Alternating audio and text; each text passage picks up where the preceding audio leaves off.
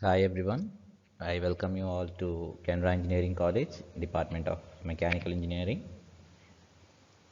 In the previous two lectures, we were giving the introduction for pneumatic and hydraulic system. Today, we will be discussing about what are the different types of pressure control valves that we have, and also with respect to spool valve, its construction and features we will discuss. Now, what is a spool valve? The spool valve, it consists of a spool which is a cylindrical member that has a large diameter length machined to slide in a very close fitting bore of the valve body. So we can think of spool as a piston and cylinder assembly where we can tell that piston is the spool. So when we tell it is a spool, if a piston end has two cylindrical shapes, then that one we can call it as a spool. Okay, for example, a cylindrical dumbbell can be thought of as a spool valve.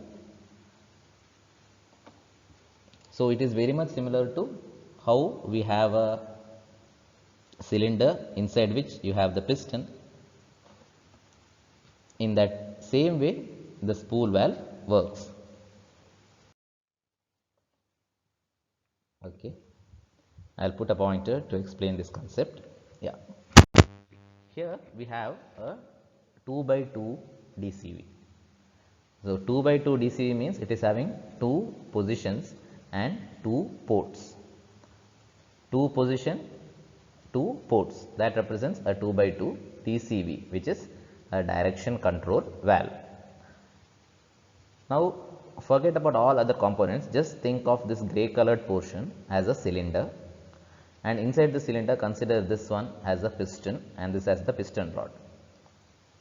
So with some design changes, if I modify that, then it becomes a spool valve.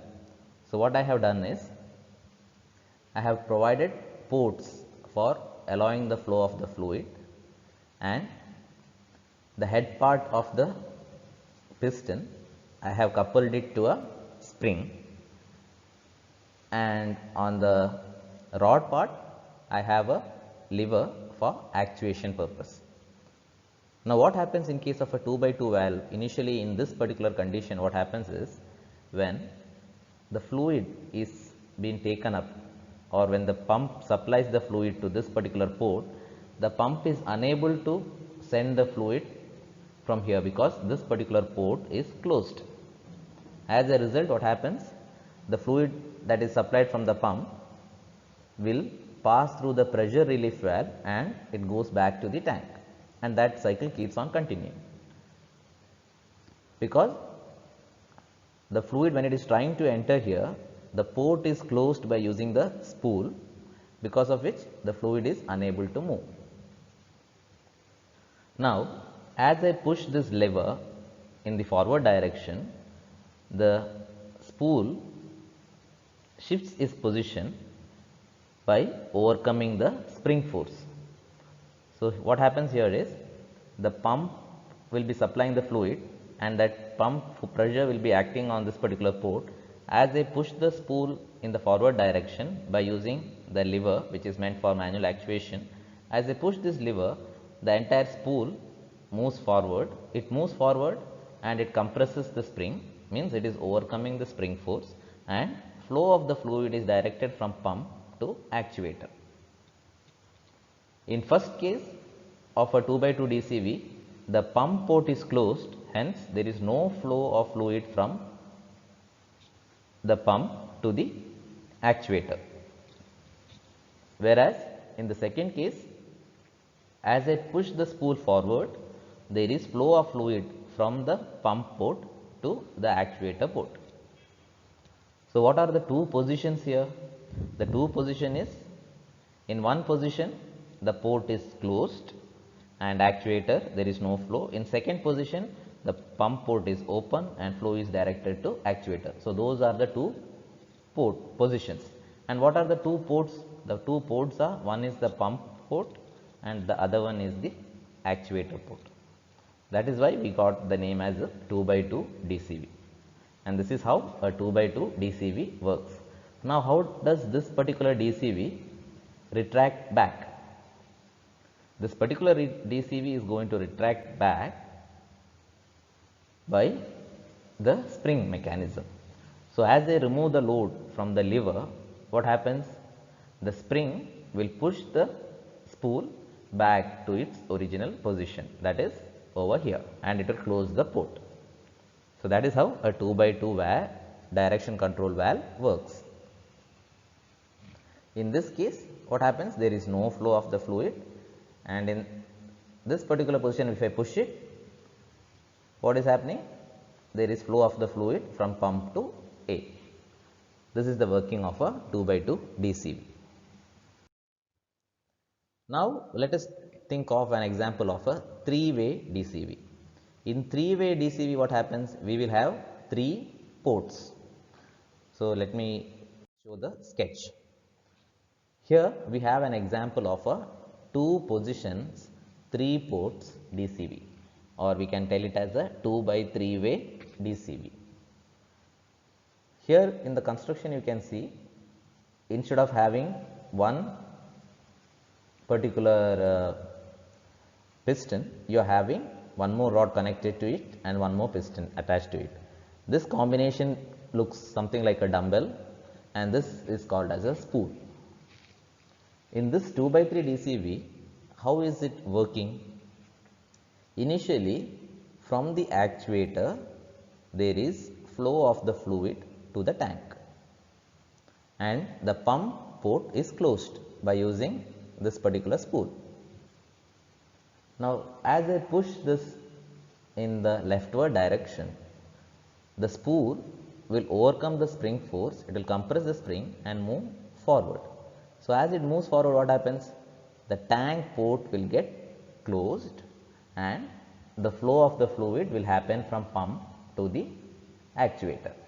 So, this is very clearly depicted in the circuit symbol over here. It is having 2 positions. So, we have drawn one rectangle and divided it into 2 parts, showing the 2 different positions, and it is having 3 ports. So, one port over here P, one port for tank and one port for actuator. I will just mark it. So, you have a port here which is the pump, this is the tank, and this is the actuator. Spring force and actuation mechanism is roller or push button, or we can tell it as a manual actuation mechanism. So, number of ports over here is 3, that is P, T and A.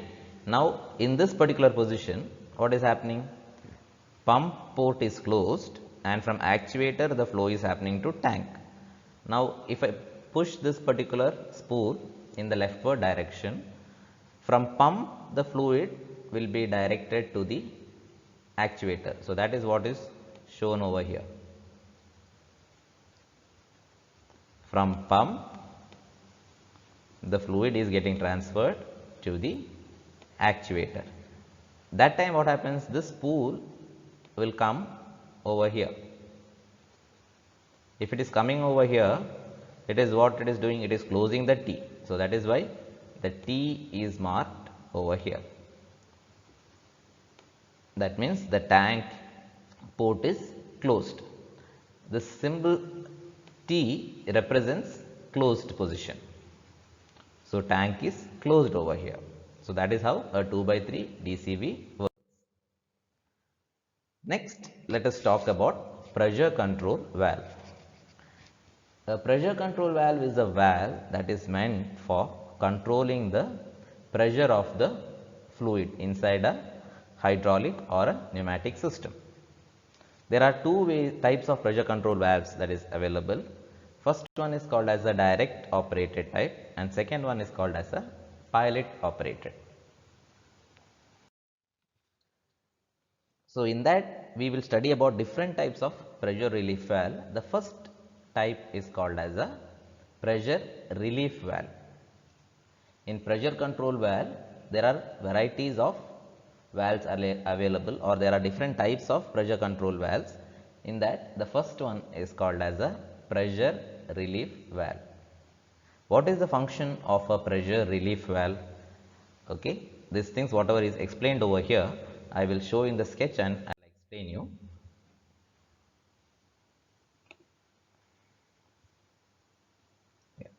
You can find a schematic cross-sectional view of a pressure relief valve and a circuit symbol of a pressure relief valve. What happens in a pressure relief valve? It's a valve that is meant for giving a relief of pressure in case if the system is having a high pressure acting on it. If the pump is producing high pressure and if that high pressure fluid is applied to the system, there are chances for the system to get damaged, including the DCVs, the FCV and the actuator will get damaged. So, to prevent it, we use a pressure relief valve. So, pressure relief valve is mainly used for preventing the entire hydraulic or pneumatic system from high pressure. If the pump is not working on the rated pressure, if it works more than that, or if the pump is producing a pressure which is more than what is actually required, then that particular fluid will be getting transferred through the pressure relief valve back to the tank. So, what happens or how it works is, always a line of the pump is connected to pressure relief valve. See, you can see over here, this is the main pressure line. The main pressure line is connected to the pressure relief valve. Now, what happens if the pump is producing a pressure which is more than what is required? The poppet which is loaded by the spring will get lifted. As the poppet gets lifted, there is flow of the fluid from pump to tank. That is how a pressure relief valve is going to work. So, for example, let us take that a system is working for a pressure of 2 bar, then the pump is producing a pressure of 2 bar. At that time, the pressure will be acting on the poppet, but the poppet is not getting lifted because the poppet can withstand a pressure of 2 bar.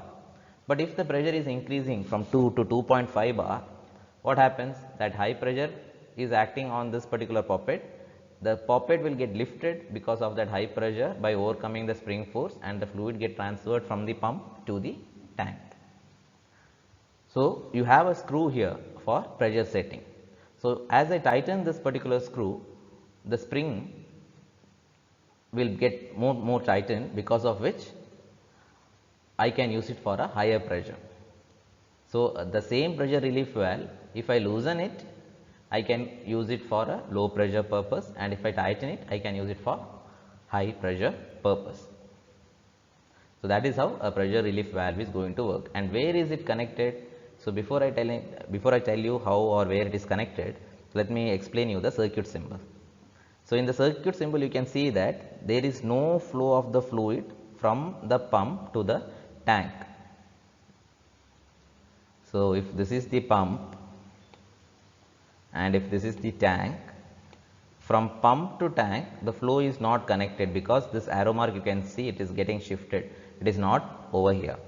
When this arrow mark comes in line with this PT, then there is flow of the fluid, and when it is going to come? When the pressure is increasing. So, as the pressure increases, the force will act on this particular arrow, the arrow gets shifted, it comes over here and flow is directed from pump to tank, and this arrow mark is shifted here because of this spring, and spring is shown with an arrow mark which shows that the spring is a variable spring. I can change the stiffness of the spring by tightening and loosening the spring. That is how we are supposed to understand the circuit symbol, because circuit symbols are much more easier in understanding when we compare with the circuit or schematic sketches. Okay. Now, where is the application of a pressure relief valve? So, there is a tank. From the tank, the fluid is being carried by the pump through the filter, and before, in between the hydraulic system line, you have a pressure relief valve which is connected. So, this is to the main hydraulic system, and one line is connected to the pressure relief valve. And in case if the pump is producing high pressure, that high pressure will go and act over here, the arrow will get lifted and the fluid will flow from the pump to tank directly. So, this is the application of a pressure relief valve.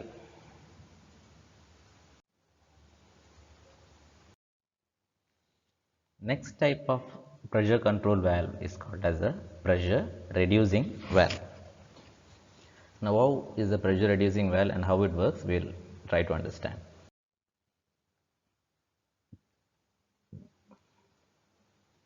This sketch shows the pressure reducing valve.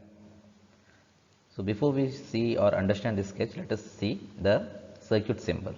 So, in pressure reducing valve, what is happening is there is flow continuously happening from the pump to the outlet port. So, flow is happening from pump to outlet port, directly it is going. You can see that the arrow mark is straight, the flow is happening. But outside, when it is exiting, a line is connected back to the arrow, and this arrow is opposed by some spring. So, what we need to understand in a pressure reducing valve by looking at the circuit symbol is continuously there will be flow of the fluid from the pump to the outlet port, but the outlet port is in turn having a small connection to this particular arrow, and this arrow represents the spool. So, here we can see there is flow of the fluid from pump to the outlet port. From the outlet port, a small line is connected to the spool.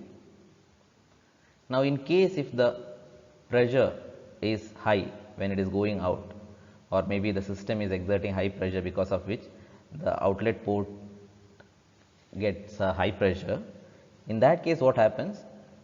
The high pressure fluid which is having a connection to this control signal line will act on the base part of the spool and lift the spool by overcoming the spring force. So, as it lifts up, what happens is the spool will close the outlet port and cut off the fluid supply from pump to the outlet. So, here what is happening? Usually there is flow from the pump to the outlet, but if the outlet pressure is increasing, then the outlet pressure, there is a port connected back to the spool, because of which in case there is an increase in pressure in the outlet, the spool will get lifted up and it will stop the flow of the fluid from the pump to the outlet port. So, this pressure reducing valve is going to reduce the pressure suddenly by cutting off the supply. So, that is the meaning of a pressure reducing valve. Next, we have a valve which is called as a unloading valve. An unloading valve is used to permit a pump to operate at minimum load. Okay, the unloading valve is normally closed valve with a spool closing the tank port. So, how is its construction? We will discuss. In unloading valve, what it does is it helps to prevent the heat buildup in a system which is caused by the fluid being discharged over the relief valve at its pressure setting. So, this is an example of a unloading valve. You can find a spring, and spring is connected to a screw setting for pressure. The flow is happening from pump and it is not going to the tank. In the circuit symbol also you can see there is a straight line, the arrow mark is not in line with the straight line, means there is no flow happening from the pump to the tank. So, here the flow should happen from pump to tank, that is important. It is not from pump to the any other port, it is happening to the tank port. So fluid is not flowing from pump to tank, but you can see a dotted line which is not connected anywhere. This dotted line is neither connected to the inlet nor connected to the tank outlet, but it is loaded by spring. Means what does it mean? This particular action or this particular force is applied externally by using external source, or we can tell it as a remote pilot pressure. So the pump is supplying the fluid is not going to the tank, but the fluid will be directed to the tank for giving a relief or heat. When it is directed to the tank, it is directed to the tank when I supply a remote pilot pressure signal over here. So remote pilot pressure signal means from extra line, an extra line will be connected to the bottom part of the spool, and when I open that extra line, the fluid will start flowing from in there, and it will try to lift the valve, or it will try to lift the spool and allows the flow of the fluid from pump to tank. So that is how an unloading valve is going to function. Next, we have a very important valve that is most commonly used in almost all the pneumatic as well as hydraulic applications, which is called as a sequence valve. So as the name suggests, what does a sequence valve do is, it does the operation one after the another. So in case of a multi-cylinder actuation where two cylinders are used, I want to actuate cylinder 1 and then I want to actuate cylinder 2. In such cases, we can go for using a sequence valve. The sequence valve will do that job of sequencing the circuit. Sequencing the circuit means I want to actuate cylinder A. Once cylinder A has completely actuated, then I need to actuate cylinder B. So in that case, if the system has to operate automatically, I can go and use a sequence valve there and make the system automatic. So cylinder A will extend, and once cylinder A has completely extended, then cylinder B is going to extend. In such type of applications, we can use sequence valve. So how is the construction of a sequence valve and what is the circuit symbol? Let us see. So here we have a sequence valve. What is happening in case of a sequence valve is, initially there is no flow of the fluid from the main pressure line to the secondary port. So here it is from main pressure line to secondary port, not to the tank, unlike the unloading valve. So fluid is being supplied continuously and a part of the fluid is acting over this region. At the same time, this pressure in turn is connected to the bottom part of the spool also. So as the pressure increases in this particular point, what happens? That high pressure fluid will be acting from here in this direction to the bottom part of the spool, and this high pressure fluid will lift the spool by overcoming the spring force. So once the spool is getting lifted, the secondary port is open and the flow is directed from the main pressure line to the secondary port. So secondary port means what? Here the secondary port means to actuate a second cylinder maybe. So there are two ways in which I can go and actuate a sequence valve. One thing is the main pressure line, if the pressure increases, that pressure increase in pressure can lift the spool and allow the flow of the fluid to the secondary port, or else I can go and use a remote pilot operation where separate line can be connected to the bottom part of the spool, and whenever I want to actuate the flow of the fluid from main pressure line to the secondary port, I can plug in the remote pilot operation and allow the flow of the fluid to flow in this direction, thereby enabling the spool to get lifted up and allows the flow of the fluid from the main pressure line to the secondary port. So this particular sequence valve is very much similar to that of a pressure relief valve. It's almost similar to a pressure relief valve. What is the difference between a pressure relief valve and a pressure sequence valve is, in case of a pressure relief valve, the flow is directed from the pump to the tank, whereas in case of sequence valve, the flow will be directed from the main pressure line or from the pump to the secondary port. And also one more feature that sequence valve has is there is a remote pilot operation where I can actuate the sequence valve by opening this particular valve or opening this particular port and allowing the flow of the fluid to remotely pass and lift the spool. So, circuit symbol you can see it is much similar to that of a pressure relief valve. So, inlet fluid and this is the outlet port or secondary port. This dotted lines is showing that the arrow mark is shifted from the main line, and when it is going to shift to the main line, when high pressure acts on this, the arrow will get shifted and flow will be directed from the main pressure line to the secondary port. So, this is how a sequence valve works, and as I told you, the function of sequence valve in various pneumatic and hydraulic application is to sequence a cylinder. In sequence, if I want to actuate a cylinder, that is actuating cylinder 1, and once cylinder 1 has completely actuated, then I want to actuate cylinder 2. In such applications, sequence valve plays a major role. Next, the final valve, which is called as a counterbalance valve. What is a counterbalance valve? It is a valve that is used to maintain the back pressure to prevent a load from falling. So, in case if a load is lifted and kept at certain height, that load should be prevented from falling.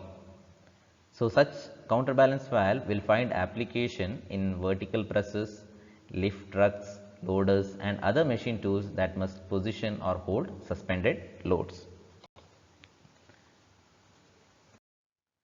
So, this is an example of a counterbalance valve. So, here what happens is, when load is acting, the fluid is not passing to the tank.